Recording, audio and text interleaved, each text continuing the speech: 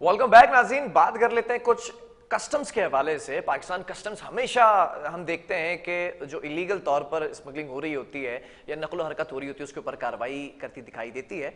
और अगर हम अपने प्रोग्राम के हवाले से भी बताएं तो मुतअद्दिद बार हमने उन स्टोरीज़ को अपने प्रोग्राम्स के अंदर रखा है जहां पर भी अगर एयरपोर्ट्स की बात की जाए, ख़ास तौर पर जिना इंटरनेशनल एयरपोर्ट की, तो वहाँ पर कस्टम बड़ी एक्टिव नज़र आती है हर दौर के अंदर।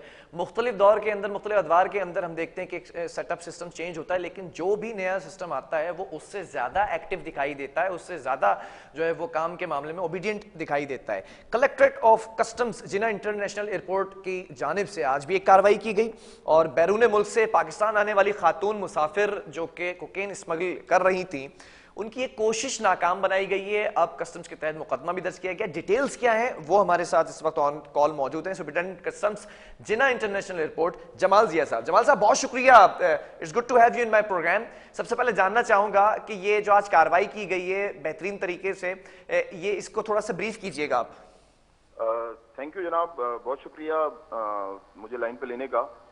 जिस तरह आपने खुद भी जिक्र किया कि कराची एयरपोर्ट ने हिस्टोरिकली बहुत अच्छे अच्छे केसेस दिए हैं और गवर्नमेंट ऑफ पाकिस्तान और पाकिस्तान कस्टम को इस पे फख्र है कि कराची एयरपोर्ट ने इतने अच्छे केसेस दिए हैं जो रिकॉर्डेड हैं, और वो शायद न्यूयॉर्क इंटरनेशनल एयरपोर्ट में भी इतने अच्छे केसेस ना हुए जी हिस्टोरिकली।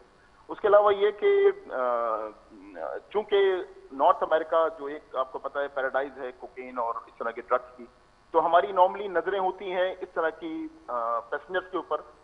लेकिन इसमें एक यूनिक बात यह है कि ये जो खातून आ रही थी, ये इनका टिकट बिल्कुल डिफरेंट था। वो दुबई से शो कर रहा था। दुबई आपको पता है जैसे कि इस तरह के केसेस में डेथ पेनल्टी है वहां पे ड्रग्स के हवाले से, तो इसलिए जो है वो उस पर ज्यादा शक लोगों का गुजरता है। मतलब इन्होंने टिकट जो है दुबई से परचेज किया था पाकिस्तान आने के लिए? जी, मतलब उसमें दो टिकट थे। एक वो अच्छा। अपनी कंट्री से दुबई तक और दुबई से अलग टिकट था। मतलब अगर वो इनिशियली आप देखें तो आपको लगेगा ये she is travelling from Dubai to Karachi. तो दुबई टू कराची फिर आपको पता है लो रिस्क सेक्टर इस लिहाज से बन जाता है कि उनकी अपनी डेथ पेनल्टी है।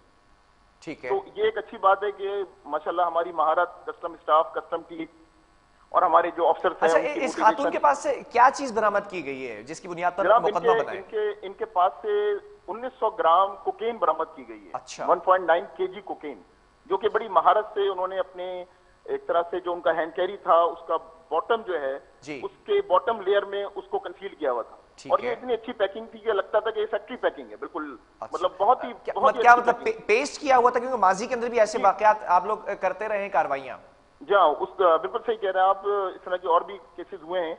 उसमें यह होता है कि जो एक लेयर है, दो लेयर के दरमियान एक कैविटी बना के और उसको इस तरह बिछा देते हैं कि वो लेयर जब वो साफ हो जाती है ऊपर से तो पता नहीं लगता कि अंदर क्या है। ठीक है। लेकिन चूंकि हम जब सूटकेस, हमारी टेक्निक जैसे होती है कि सूटकेस खाली करके हम उसके वजन को चेक करते हैं, तो वजन हमें बता देता है कि इस तरफ का वजन ज्यादा है, इस तरफ का कम है।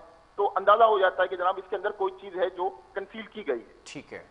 तो ये एक आसान हो जाता है हमारे लिए। अच्छा, 1900 ग्राम जो कोकेन की बात की जाए, इसकी मालियत कितनी इंटरनेशनल मार्केट के अंदर? जनाब इसकी इंटरनेशनल स्ट्रीट वैल्यू जो है वो 4 करोड़ से ज्यादा है। अच्छा जी हाँ। और आपको पता है कि चूंकि ये हाई पार्टी ड्रग्स है, महंगे दामों बिकती है, तो इसकी मांग बहुत है एलीट क्लास में। तो जब कार्रवाई की जाती है, अब इस खातून के खिलाफ कौन से सेक्शंस लगा के मुकदमा दर्ज किया गया वो भी थोड़ा सा डिटेल बताइएगा। फिर मैं ये भी जानना चाहूंगा कि जब ये यहाँ पर स्मगल करके लेकर आते हैं तो एक नेटवर्क होता होगा जिसको ये प्रोवाइड करती होंगी चीजें, तो उस नेटवर्क भी क्या पता लगाया जाता है? जी, मैं आपके सवाल दर सवाल पे आता हूँ। पहले तो आपने पूछा तो सीएनएस कोड जो है ना जी, वो सीएनएस एक्ट के तहत हम जो है 9C एक सेक्शन है जो लगाते हैं इसके ऊपर। ठीक है। उसके अलावा डेफिनेट अभी हमारी टीमें काम कर रही हैं और इसके ऊपर काम भी कर चुकी हैं थोड़ा बहुत, और आगे भी काम चल रहा है और हमारे बॉसेस की निगरानी भी कर रहे हैं। और कुछ चीजें ऐसी हैं जो डेफिनेट ऑफिशियल सीक्रेट से तो मैं शेयर नहीं कर सकता, लेकिन बहरहाल इसके ऊपर हम जो है वो कार्रवाई शुरू कर दी है हमने। ठीक है। सीएनएस के तहत जो है वो मुकदमा दर्ज किया गया है। ये खातून जो है ये क्या पाकिस्तानी है? नहीं, ये युगांडन नेशनल है। ठीक है। तो इन पर यहाँ पर मुकदमा दर्ज किया जाता है, क्या प्रोटोकॉल्स होते हैं, किस तरह से लेके चला जाता है उस मुकदमे को? उसमें फिर ये होता है कि इसकी एफआईआर हमने तैयार कर दी है। अब वो इसकी एफआईआर जो है वो तैयार हो गई है, वो एफआईआर लॉन्च होगी कोर्ट ऑफ लॉ में, और उसके बाद इनको 14 दिन का रिमांड लिया जाएगा। फिर उससे मजीद इनको इंटेरोगेशन करके ये देखा जाएगा कि किस माफिया से, किस कार्टेल से, किन लोगों से इनके ताल्लुकात हैं और किसने इनको मोटिवेट किया, कौन फाइनेंसर कौन था और यहाँ पे इन्होंने किसको सप्लाई करना था। ये सारा पूरा एक सिस्टम होता है। तो नॉर्मली ये तो एक केस है, लेकिन कोशिश की जाती है पूरे सिस्टम को कैच करने की।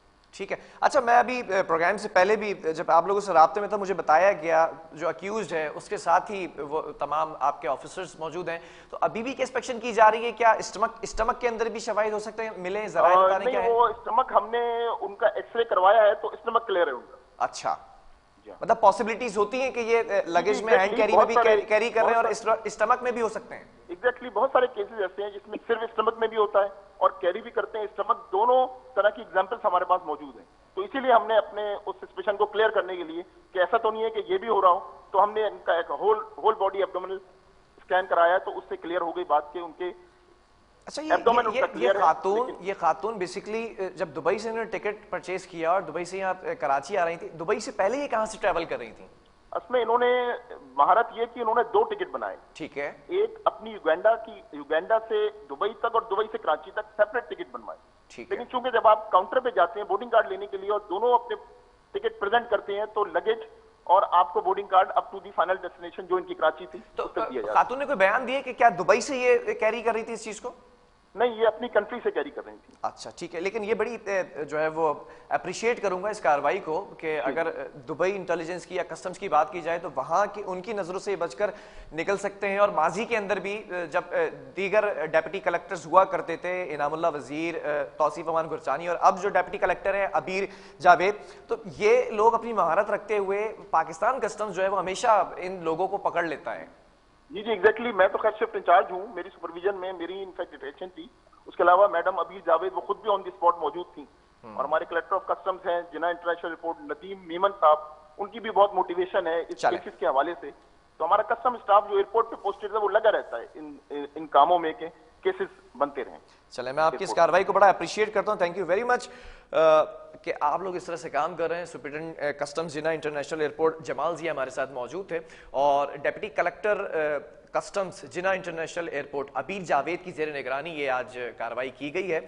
1900 ग्राम्स जो है वो कोकेन बरामद की गई है, मुकदमा दर्ज कर लिया गया खातून के खिलाफ। अब देखना यह है कि आगे किस तरह से इस चीज़ को प्रोसीड किया जाता है। बहरहाल प्रोग्राम का खत्म हुआ, अल्लाह हाफिज़।